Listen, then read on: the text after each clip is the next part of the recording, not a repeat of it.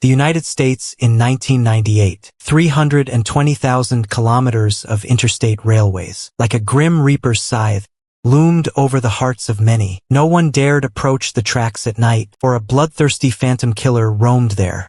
Those living by the tracks were terrified, as if every train's roar was a call from death. Hello everyone, this is M Decoded. I'm Johnny. Today's subject is one of the most notorious serial killers in American history, the terrifying railway killer. He was responsible for at least 15 incidents and made the FBI's 10 most wanted list. To find this elusive demon, the FBI joined forces with state police and even summoned bounty hunters for an unprecedented manhunt.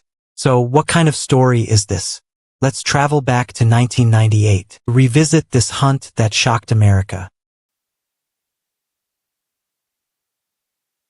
Houston is located in southeast Texas. It's the state's most populous and influential city, leading figure in energy and aerospace, an engine of the American economy. It houses the world's largest medical center, the Texas Medical Center, and the site of NASA's Johnson Space Center, guiding human space exploration. Our story today begins right here. December 16, 1998. Only 1 week until Christmas. George planned to take his family to Arizona. But as they were about to leave, his wife, Claudia, was held up by work. Claudia was born on May 15, 1959, in Lima Province, Peru. At 39 years old, she was a brilliant and beautiful scholar. Strikingly attractive and gentle, she joined Baylor College of Medicine after her PhD to become a pediatric neurologist. On December 17, 1998, she had an important lecture to attend. She let her husband and twin daughters go ahead, planning to join her family. After her presentation was over, unexpectedly, she vanished on the day of the lecture. After colleagues failed to reach her, they had to call the police. Police arrived at her West University Place home. This was a 2-story villa near the suburbs with a beautiful view. The only downside was its proximity to the railway, with the frequent noise of passing trains. Outside, the doors and windows were locked. However, jewelry was scattered in the garage, along with dismantled car steering parts. The police understood the situation immediately. This was a common way to steal a car. Clearly, George's house had been burglarized. Police entered the house at once. Sure enough, the living room was a mess. Clothes and furniture were scattered everywhere. All valuables were missing. On the second floor, Claudia lay on the bed, her body covered by a blanket, her arms and legs exposed. Her head was severely deformed. Nearby was a bloody kitchen knife and a 61 centimeters tall bronze statue. Medical examiner's report showed she was sexually assaulted and brutally tortured. She was stabbed dozens of times, mostly on her back and hands. There were 3 through-and-through wounds on her back, broken ribs and a collapsed lung, and a fractured right arm. Her head suffered 19 blunt force strikes, resulting in 3 depressed fractures. The weapons were the kitchen knife and the bronze statue. Because the crime was so brutal, police believed it wasn't a simple burglary, but more like a revenge killing. Police found some strange details at the scene. The killer didn't leave in a hurry. Instead, he stayed for a long time, eating fruit in the kitchen and opening Christmas gifts. Claudia's driver's license was placed in a prominent position. Killer didn't care about being identified. In the room and on steering column parts, fingerprints were left everywhere. He even covered Claudia with a blanket after the crime. Since there were fingerprints, they checked the database. The suspect had an absurd number of aliases, with more than 30 different names. By changing his hair, shaving, or wearing glasses as a simple disguise, he easily switched to another person. He was like a chameleon living on the edge of the law. Police could only confirm he was from Mexico and frequently entered the U.S. illegally. His common name was Rafael, with a criminal history spanning 20 years. For instance, in recent years, he was arrested in Texas for auto theft in 1993. On August 18, 1995, for trespassing on a railroad, carrying a firearm in public, and receiving stolen property. He was arrested in California. And this was just the tip of the iceberg. Crimes like identity forgery, legal entry, fraud and robbery, intentional assault, and burglary were too many to count. Given Rafael's extensive record, He should have been in prison for a long time, but the reality was quite the opposite. Every time he was caught for illegal entry, the U.S. side, to save trouble, deported him as long as it wasn't a felony. And the attitude in Mexico was to simply turn a blind eye. As long as the crime wasn't domestic, they didn't care at all. Unless the U.S. made a formal extradition request. But extradition is a major hassle, so most crimes were downplayed or ignored. That's how Rafael found his trick, desperately exploiting loopholes between the two countries. But this time was different. This time it was a murder, the death of Claudia. The American authorities took it very seriously. A full-scale investigation began. 2 days after the crime, at a motel parking lot in San Antonio, they found Claudia's missing Jeep. Inside were a guitar and a meat cleaver. There was no sign of Rafael, though on January 5, 1999, police issued an arrest warrant for Rafael, but facing this killer with countless aliases, and whose whereabouts were unpredictable, police manhunt was like finding a needle in a haystack, and they came up empty-handed. It wasn't until 4 months later that a new murder case broke the deadlock. On May 2, 1999, in the small Texas town of Weimar, Pastor Norman of the Christian Church and his wife Karen were both killed in their home. The scene was horrific. Both were bludgeoned to death with a sledgehammer. Karen was sexually assaulted. The medical examiner estimated they died 24 to 36 hours prior. Strangely, no valuables were missing from the home. Only a red pickup truck had vanished. Additionally, the familiar sense of ritual appeared at the scene. The faces of the two victims were deliberately covered. Their driver's licenses were taken out and placed on the table. Killer stayed at the scene for a long time. He rummaged through items and ate all the fruit and snacks. Local police were encountering such strangeness for the first time, so they asked FBI profiler Mark for help. After Mark analyzed the scene, sketched a preliminary profile of the killer, a serial killer with a sense of ritual. Eating at the scene after the crime and checking licenses was like reviewing trophies. Covering the bodies showed dissatisfaction with his work as he tried to hide some kind of flaw. This type of killer usually evolves their methods with each crime, gaining a twisted sense of achievement from it. Mark also emphasized that this person's methods were highly sophisticated. He was definitely no novice. He had to be apprehended as soon as possible, otherwise he would surely strike again. Police immediately thought of Claudia's case from months ago, so they compared the two crime scenes, matching the fingerprints, semen, and hair collected. Results confirmed everyone's suspicions. The killer was indeed Rafael. To bring him to justice, police began a detailed analysis of his criminal patterns. Looking back at criminal history, serial killers often have fixed preferences. Whether it was Ted Bundy, who favored killing young, white, long-haired women, or Jack the Ripper, who targeted impoverished sex workers, they all had their own selection criteria. So what were Rafael's criteria? In the case of the pastor and his wife, he took no money, but he stole the pickup truck. This indicated he needed a means of transportation. But constantly stealing cars was too risky. Could be caught at any time. Just as the officers were stumped, they found a railway across the street. Claudia's house was also near the tracks in the first case. Recalling the Great Depression, many people couldn't afford tickets and drifted around by hopping trains. Some hid in cargo holds, while others lay on the roofs. Clearly, Rafael likely used this old method. Using the extensive railway network, he crossed state lines silently, and his hunting grounds were locked along the tracks, targeting those vulnerable detached houses. Police immediately realized the gravity of the situation and quickly issued wanted posters. They warned residents along the tracks to stay alert. On May 28, 1999, near a train station in San Antonio, police found Pastor Norman's pickup truck. Rafael had long since vanished. Thousands of trains race along the tracks every day, could hop on one and leave any time, even escaping the United States. Hunting down such a ghost was nearly impossible. As the days went by, pressure on the police mounted. Just when everyone was at their wits' end, another murder occurred. On June 4, 1999, tragedy struck Houston again. Noemi, a 26-year-old teacher, was murdered in her apartment. She was bludgeoned with a pickaxe. after being sexually assaulted. Her white Honda was stolen from her home. This car was later found on the International Bridge in Del Rio, Texas. And on that same day, Dubina, Texas, 73-year-old Josephine was also murdered. The weapon was the same pickaxe. The killer ignored the cash and jewelry, but took some of Josephine's personal items as trophies. There were signs of fruit and bread being eaten. Fingerprints later confirmed the killer was still Rafael. This time he was incredibly arrogant, beginning to taunt the police. He left a newspaper on the sofa about the pastor's truck being found. He even placed a dismantled toy train on the bed. It was as if he were saying, "Aha, you can't catch me." This extreme insolence infuriated the police.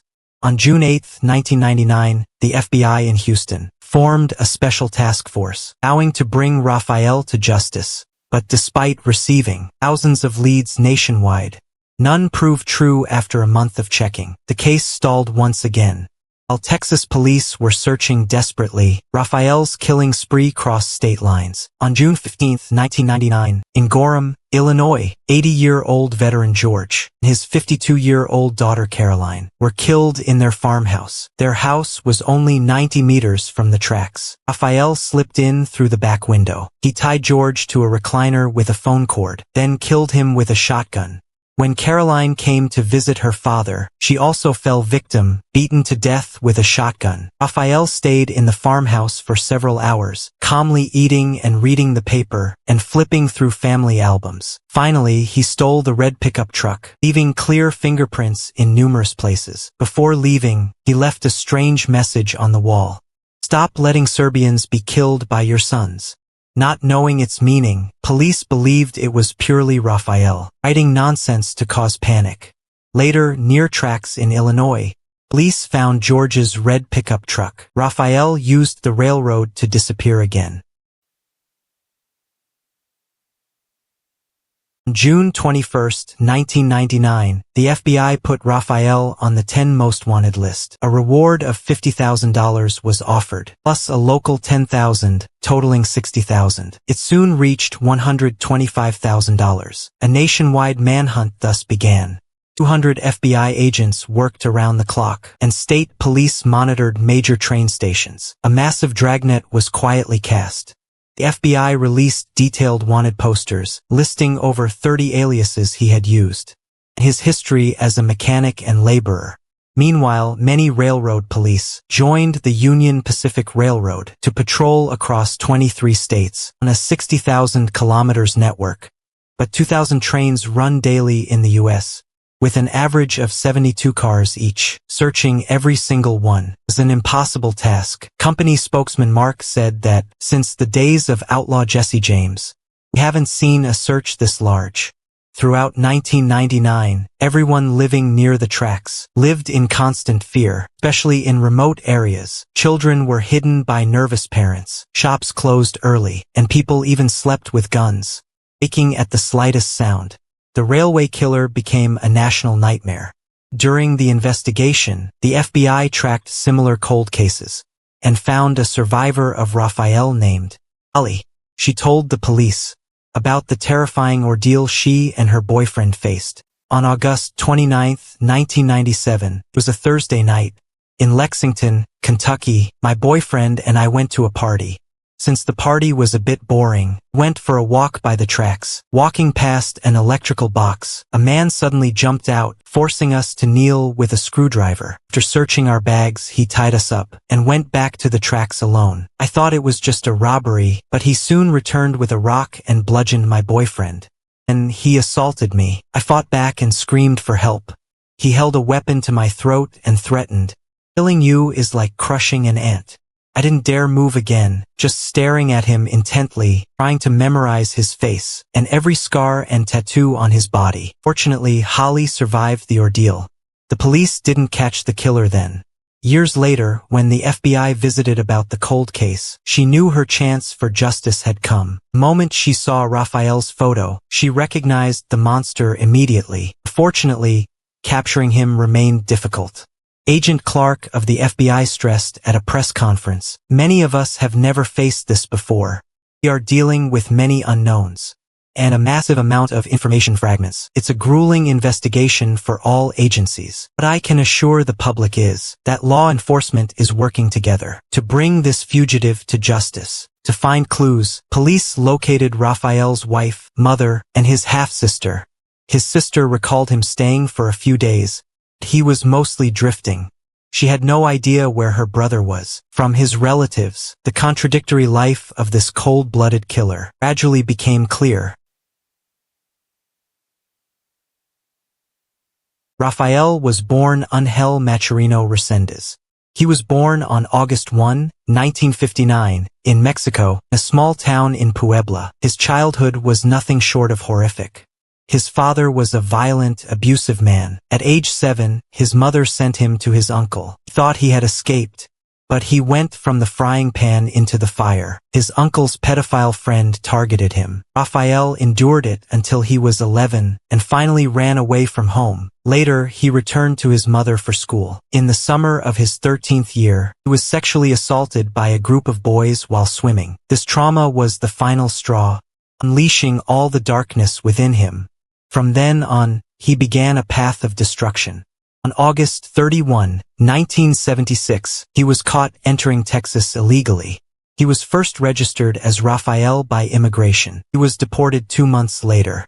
In September 1979, he was arrested for beating an 88-year-old in Miami. Sentenced to 20 years, he was paroled in 1985 and sent back to Mexico. He was brutally assaulted while in a U.S. prison.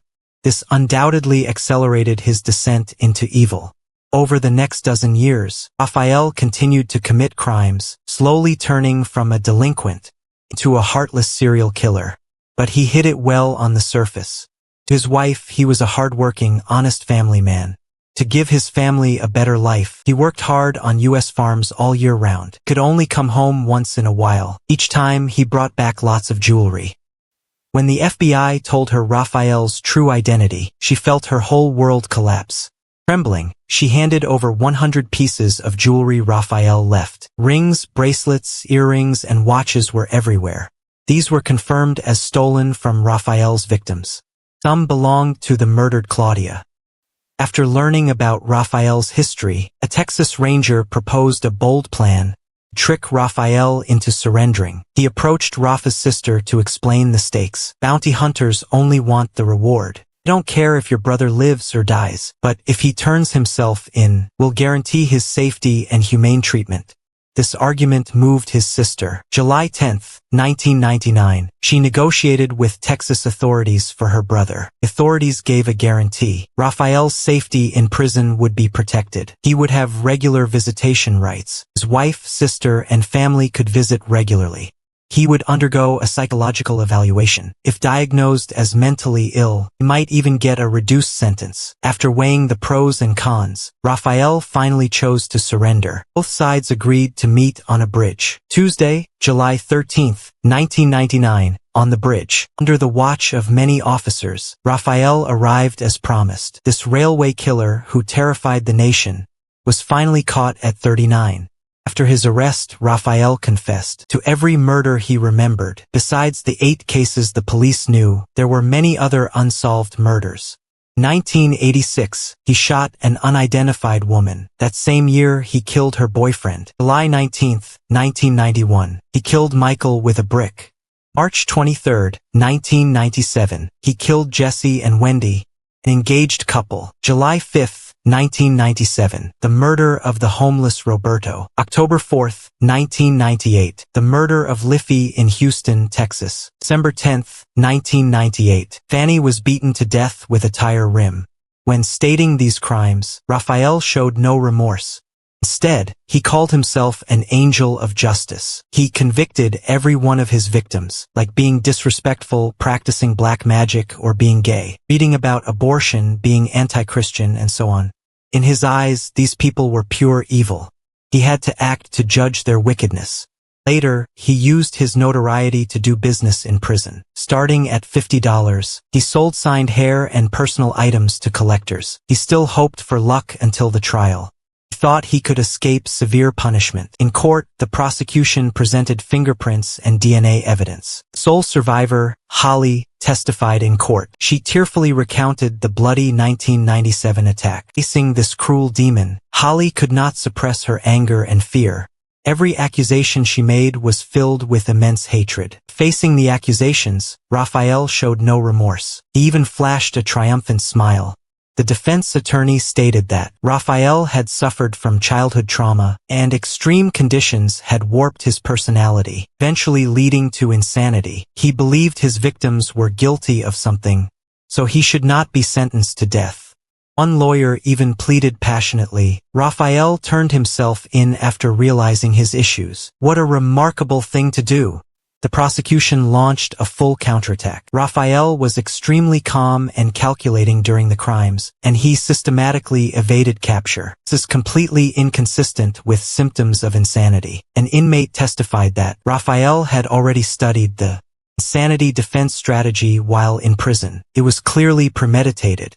Under a mountain of ironclad evidence, the defense still would not give up. Since Mexico had long abolished the death penalty, lawyers joined the Mexican consul in Houston to negotiate with Texas. They hoped to extradite Rafael to Mexico to avoid the death penalty. The director of the Mexican press office stated at a press conference, "We will continue to fight for those on death row. We believe the death penalty solves nothing." Despite repeated pressure from Mexico, on May 22, 2000, Texas jury still found Rafael guilty of murdering Claudia. 4 days later, court officially sentenced him to death by injection. But over the next few years, due to the mandatory appeals process and the legal battle over his sanity, execution could not proceed. On June 21, 2006, the judge finally issued a final ruling, declaring Rafael sane and eligible for execution. Rafael shouted, "I don't believe in death. My body will perish, but as a person, I am eternal. I will exist forever. I'll gain eternal life after the lethal injection. I'll enter a 3-day state of suspended animation, and then, with a new body, appear in the Middle East, fight the enemies of Israel." He even claimed to be half human and half angel, and told the doctor he would not be executed because he did not believe he could die. But he was clearly mistaken. On June 27, 2006, Rafael was taken to the execution chamber. Victims' families and his own were allowed to watch. Before the end, perhaps finding some final grace, he looked at the families in the other room and spoke. "I want to ask if you're willing to forgive me. Never mind. I know I let my inner demons take control."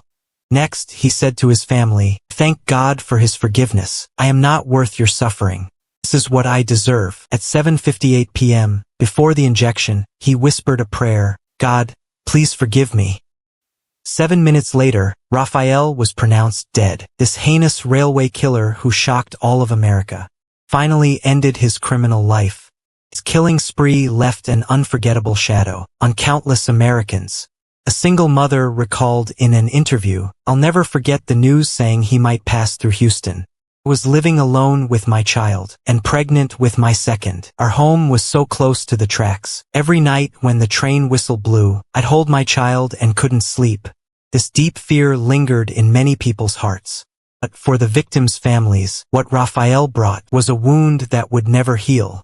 Claudia's husband George witnessed the entire execution. He said that the thing executed today might look like a person, walk and talk like a person, but what's inside that skin isn't human. It's just an evil creature in human skin. No soul, no conscience, no remorse. Knowing nothing of the sanctity of life. George was later awarded $49 million in a civil lawsuit. He stated he'd donate the funds to Baylor College of Medicine for pediatric genetic research, fulfilling his wife's final wish. In this dark hunt, the sole survivor Holly became a symbol of hope. She didn't let herself dwell in fear. Instead, she forged her broken life into strength. Writing the book Soul Survivor, she recorded her journey back from the brink of death. Later, she founded Holly's House, support center for victims of intimate crimes. She went from victim to a beacon of hope, proving with her life that scars can be pain. or they can become strength, supporting people to go higher and further. It's worth mentioning that this case also exposed a textbook error in the U.S. justice system. Over a month before Rafael officially surrendered, on June 1, 1999, he was actually caught by the Border Patrol. The location was the wilderness east of Santa Teresa Patrol Station. He gave a fake name when arrested, claiming to be from Mexico. He acted quiet, polite, and refined. These disguises easily fooled a border officer on the job for only 6 months. The officer didn't realize at all that the person before him was the railway killer. Even more bizarrely, despite the fingerprint system matching his records 3 times, the officer cited an unclear photo and recklessly released the most wanted fugitive. Furthermore, the law enforcement response was severely delayed. Back in December 1998, during Claudia's case, police requested a border alert for Rafael. But it wasn't until June 22, 1999, after he joined the top 10 most wanted, that surveillance was fully activated. This 6-month delay directly led to more tragedies. This serial murder case, the cost of many lives, exposed systemic flaws in law enforcement. It became a painful lesson in American judicial history. It also sounded a lasting alarm for future law enforcement reforms. One last thing before we end.